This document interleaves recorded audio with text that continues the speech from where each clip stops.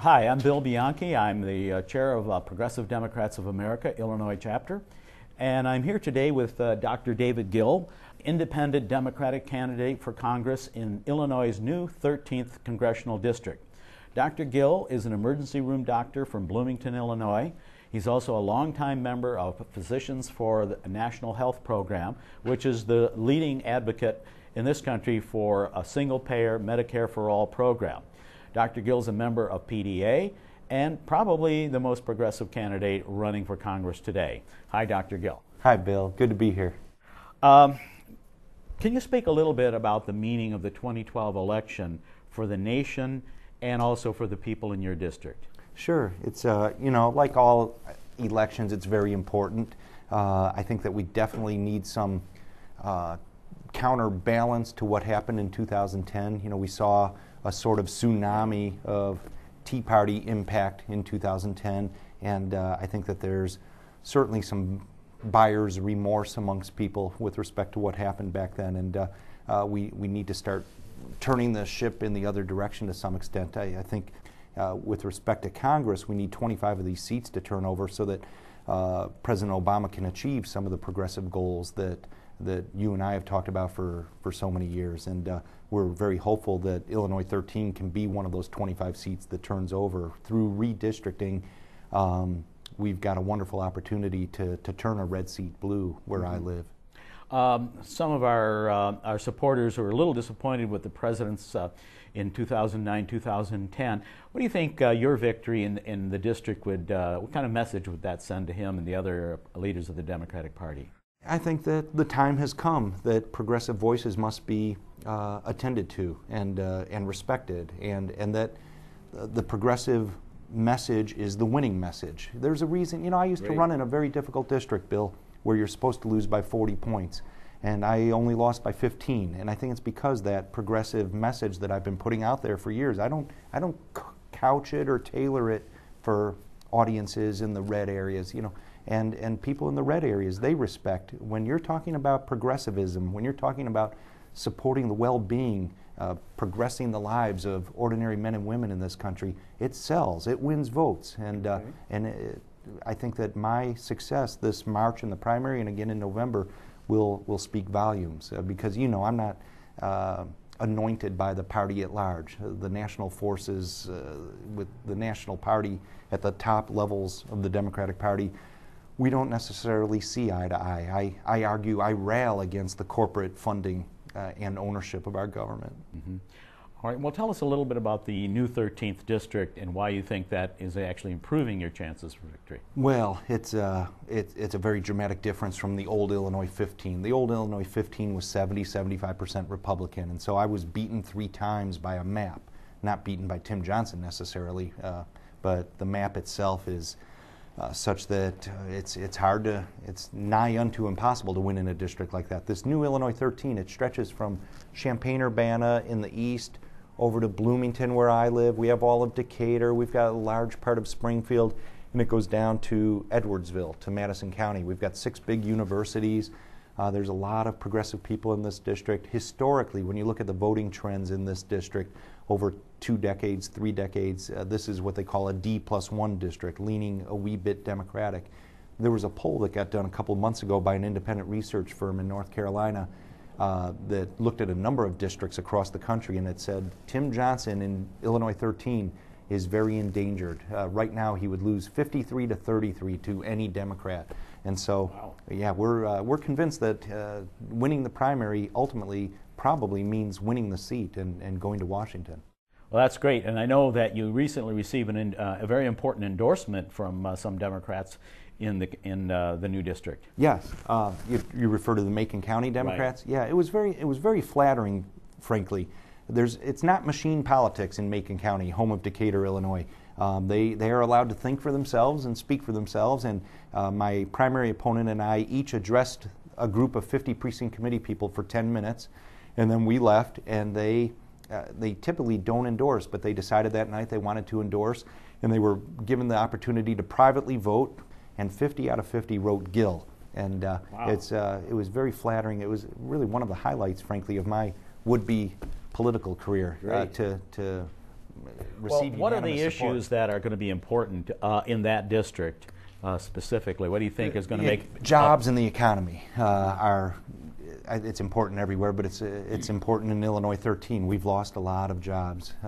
There's no more manufacturing, which was the base for decades. And so those are important. Healthcare, I think, is always important, and I think it intertwines with the overall economy.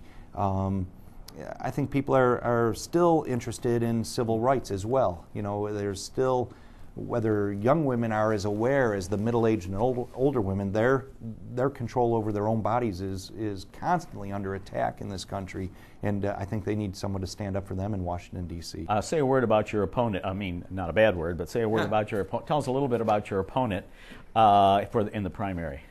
He's the state's attorney of a small county, Greene County. 15,000 people live in that county.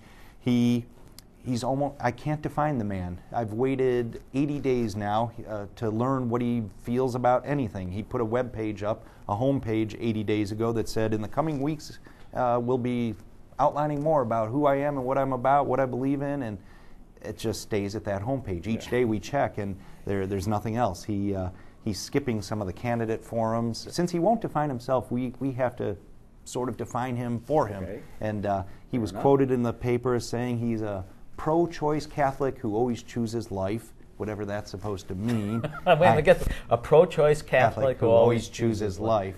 Interesting. And in opposition to that, I 100% support a woman's right to choose. I've done volunteer work with Planned Parenthood, providing contraception and education to young men and women, because we shouldn't have twice as many unwanted pregnancies per woman in this country as anywhere else, but we do, which is shameful in my opinion.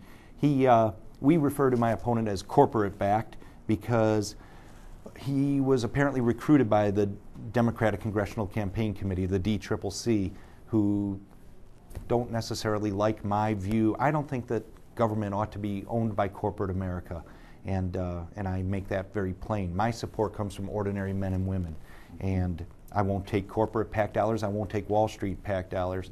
Wall Street banks will not buy David Gill.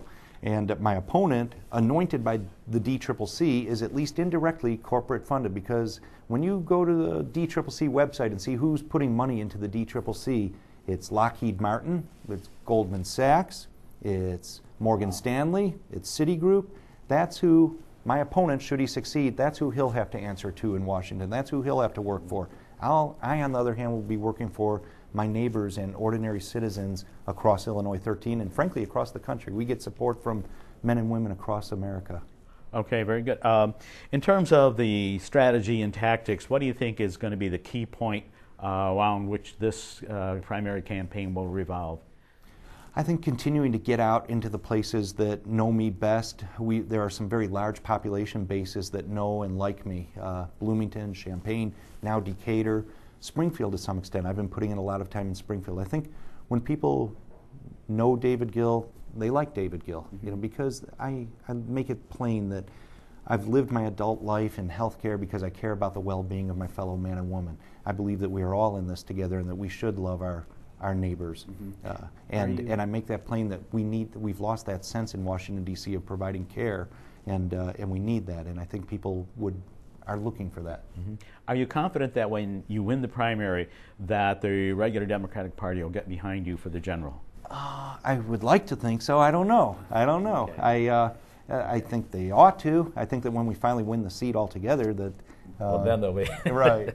Now, when you get to Congress, the truth is you'll be one of a handful of progressive reps in a sea of corporate politicians, Democrats and Republicans. So how will you make a difference in that environment?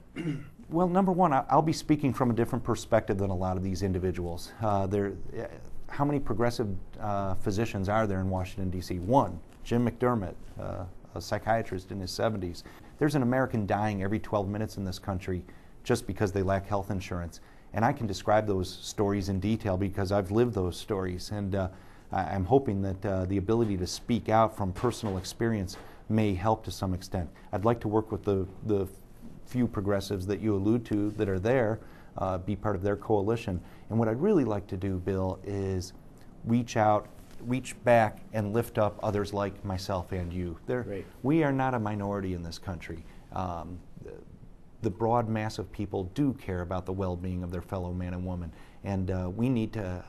I didn't know how to run for Congress when I started running for Congress. I've learned a great deal, and I'd like to pass that knowledge on to other individuals. I'm sure there's teachers in Topeka, Kansas, and physicists in Pittsburgh who have the same values that you and I share, who don't quite realize that they actually could do this. They could get to Washington, D.C.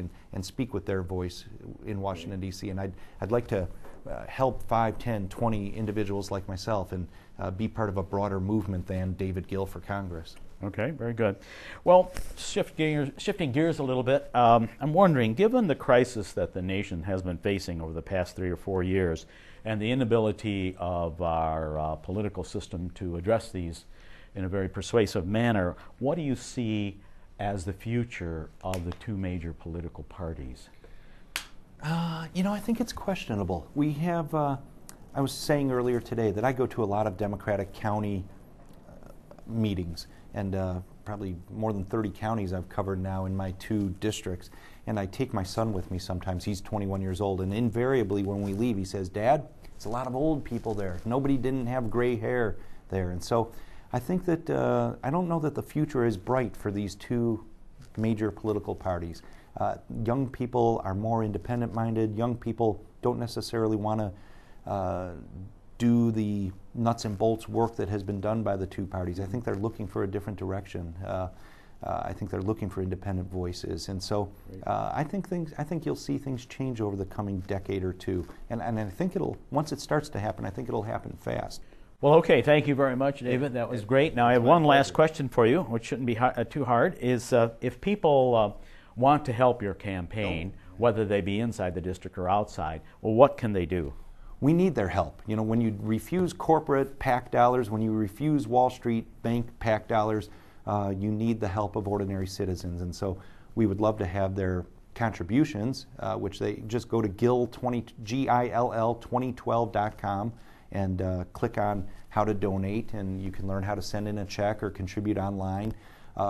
Equally as important, we'd like them to work for us. Even if they live far away from central Illinois, we've got things that they can do.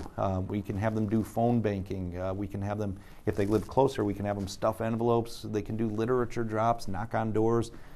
They can go friend to friend. They can spread the word amongst their friends.